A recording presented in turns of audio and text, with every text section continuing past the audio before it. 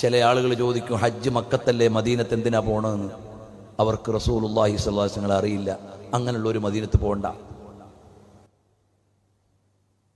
അങ്ങനെയുള്ള ഒരു മദീനത്ത് പോണ്ട. മക്കത്ത് പോയാൽ ചെയ്യാനുള്ള ഹജ്ജ് ഏതാണ്? ഖുദൂ അന്നി മനാസിക്കക്കും, ഞാൻ നടന്ന പോലെ നടക്കണം എന്ന് പറഞ്ഞ ഹജ്ജാണ് ചെയ്യാൻ പോണത്. എന്നിട്ട് ചോദിക്കണം എന്തിനാ മദീനത്ത് പോണത്. എന്തൊരു കഷ്ടാണത്.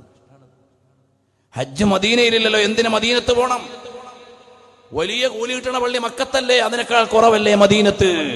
അവര് മദീനത്തെ പള്ളിയെ കണ്ടുള്ളൂ, മദീനത്തെ മരുഭൂമിയെ കണ്ടുള്ളൂ, മദീനത്തെ ഈത്തപ്പനത്തോട്ടമേ കണ്ടുള്ളൂ. നമ്മൾ മദീന കണ്ടില്ല, മദീനയുടെ രാജാവിനെ കണ്ടുള്ളൂ സല്ലല്ലാഹു അലൈഹി വസല്ലം. മദീനയെ നമ്മൾ കണ്ടില്ല, മദീനയുടെ രാജാവിനെയാണ് കണ്ടത്.